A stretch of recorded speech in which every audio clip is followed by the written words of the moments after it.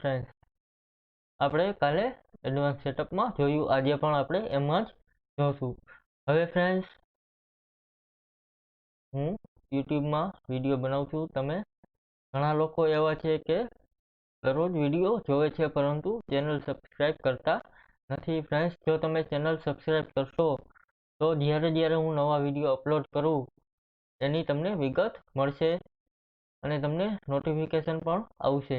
હવે ફ્રેન્ડ્સ, અમુક ટાઈમે મને ક્યારેક ટાઈમ નથી મળતો, એટલા માટે હું વિડીયો લેટ અપલોડ કરું છું. તો તમારે એ વિડીયો મિસ ન થાય એટલા માટે તમે ચેનલ જરૂર સબસ્ક્રાઈબ કરી દેશો. ફ્રેન્ડ્સ, હવે આપણે આપણો પોઈન્ટ ચાલુ કરીશું. એમાં સેટઅપ, એમાં એડવાન્સ સેટઅપ. હવે ફ્રેન્ડ્સ, પહેલું છે માઇક્રો સેટિંગ. ફ્રેન્ડ્સ, માઇક્રો સેટિંગમાં શું આવે હવે એની વિગત આપું. ફ્રેન્ડ્સ, હવે માઇક્રો એટલે તો તમને બધાને જ ખબર હશે કે સાવ નાની વસ્તુ. આમાં ફ્રેન્ડ્સ, સોફ્ટવેરમાં માઇક્રો સેટઅપનો અર્થ શોર્ટકટ થશે. એટલે કે તમારે તમારી જાતે કાંઈ શોર્ટકટ બનાવવી હોય તો તમે અહીં બનાવી શકો છો. અહીં એડ આપેલું છે અથવા એની શોર્ટકટ કી ઇન્સર્ટ. અહીં માઇક્રો નંબર આપેલા છે, તો 1 નંબર છે. અહીં આપણે તમારે જે પ્રકારનું સેટિંગ બનાવવું હોય તો એ તમે બનાવી શકો. અત્યારે હું એ નામ રાખું છું. અહીં ફ્રેન્ડ્સ, કી આપેલી છે. તમારે કઈ કી રાખવી છે અથવા તો એડ કરવી હોય તો અહીંથી એડિટ તમે કરી શકો. ત્યાર પછી આપણે એમાં F3 રાખીશું. અહીં સેવ આપીશું. અહીં ફ્રેન્ડ્સ, માઇક્રો સેટિંગ થઈ ગયું છે. ત્યાર પછી લોડ આપેલું છે. અહીં તમે લોડ આપશો એટલે F3 જ્યાં ફ્રેન્ડ્સ કામ કરતું હશે એ બધું જ બંધ થઈ જશે. અહીંથી હું ફરીથી ડિલીટ આપી દઉં છું. માઇક્રો સેટિંગનો એટલો બહુ કાંઈ ઉપયોગ નથી, અથવા તો તમે નવી શોર્ટકટ બનાવી શકો છો આમાંથી ફ્રેન્ડ્સ. હવે ફ્રેન્ડ્સ, આપણો મહત્વનો પોઈન્ટ જે છે એ અહીં જોવાનો છે, યુઝર ફિલ્ડ.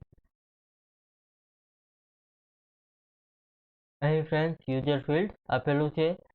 અહીં આપણે એડ કરશું. હવે ફ્રેન્ડ્સ, યુઝર ફિલ્ડ એટલે મેં તમને કાલના વિડીયોમાં કીધું કે બિલિંગની કોપી હોય, એમાં ગાડી નંબર, વ્હીકલ નંબર ને એ બધું નાખેલું હોય. એ આપણે કઈ રીતે નાખતા હોય એ આપણે જોશું. અહીં ફ્રેન્ડ્સ, વાઉચર ટાઈપ આપેલું છે, એટલે આપણે કયા વાઉચરમાં એડ કરવું છે એ આપણે જોશું. આજે ફ્રેન્ડ્સ સેલ બિલમાં જોશું, કાલે આપણે પરચેસ બિલમાં જોશું. અહીં ફ્રેન્ડ્સ, સેલ બિલ છે અને સેલ રિટર્ન એ બંનેમાં એન્ટર આપી અને આગળ આ પ્રકારની ટેબ આપી દેશો.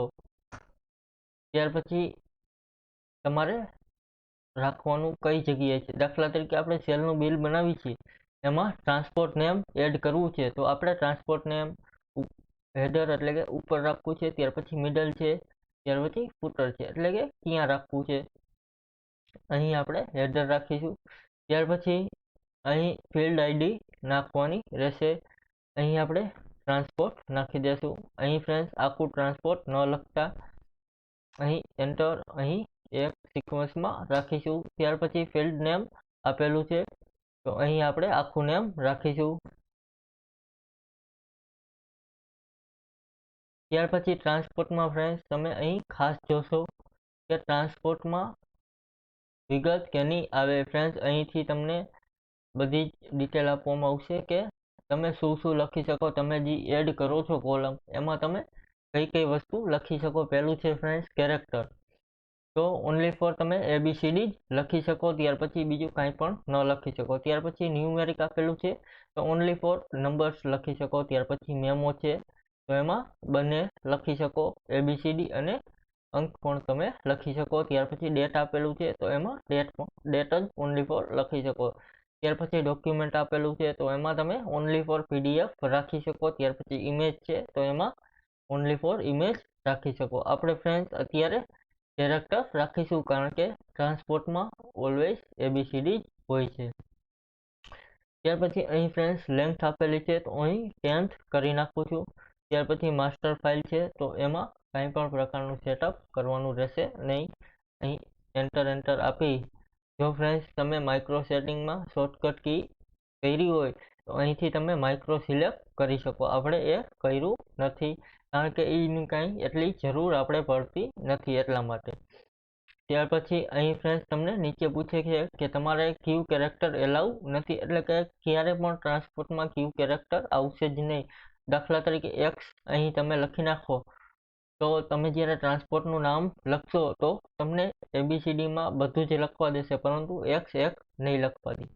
એટલે આપણે અહીં કાંઈ પણ નહીં લખી ઓકે મારીશું.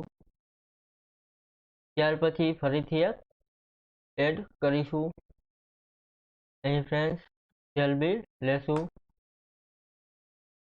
અહીં સેલ રિટર્ન લેશું. ત્યાર પછી હેડર લેશું, અહીં ફિલ્ડ છે. હવે આપણે ફ્રેન્ડ્સ બ્રોકરનું નામ લખીશું, અહીં સિક્વન્સ 2 રાખીશું. ત્યાર પછી ફિલ્ડ નેમ છે, સોરી ફ્રેન્ડ્સ અહીં આપણે બ્રોકર નહીં લખી, એ આપણે પરચેઝમાં શાયદ જોશું. અહીં ફરીથી ઇન્સર્ટ કરીશું. ટ્રાન્સપોર્ટ લખ્યું છે ફ્રેન્ડ્સ તો આપણે ગાડી નંબર જ રાખીશું. અહીં હેડર, અહીં વ્હીકલ નંબર રાખીશું.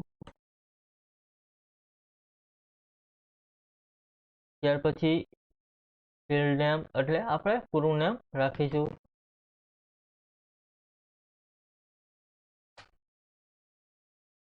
ફ્રેન્ડ્સ સ્પેલિંગમાં મિસ્ટેક હોય તો માફ કરજો, કારણ કે મારે હજી ઉતાવળમાં છું. અહીં ફ્રેન્ડ્સ વ્હીકલ નંબરમાં કેરેક્ટર નહીં આવે, મેમો આવશે.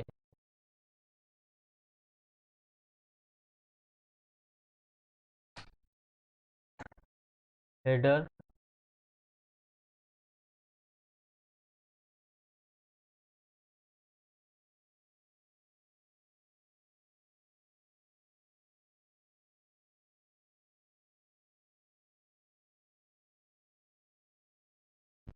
ત્યાર પછી ફોર્મેટમાં કંઈ પણ નહીં આવે. અહીં ઓકે મારીશું. થેન્ક યુ ફ્રેન્ડ્સ, આજે આમાં આટલું રાખીએ. તમારે નવું ફ્રેન્ડ્સ એડ કરવું હોય તો તમે કરી શકો. આપણે કાલે પરચેસમાં જે જોવાનું છે એમાં મિડલમાં અને લાસ્ટમાં જોશું. અહીં ટેબ આપી અને સેવ કરી નાખશું.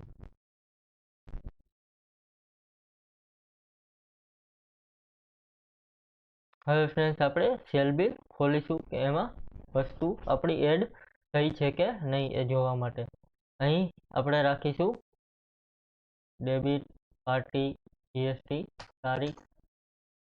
ફ્રેન્ડ્સ અહીં તમે જોઈ શકશો કે ટ્રાન્સપોર્ટ એડ થઈ ગયું છે. તો અહીં XYZ ટ્રાન્સપોર્ટનું નામ છે.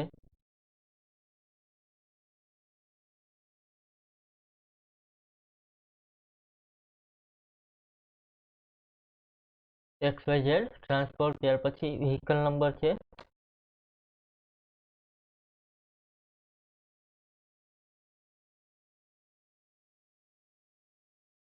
અહીં પ્રોડક્ટ આપેલી છે.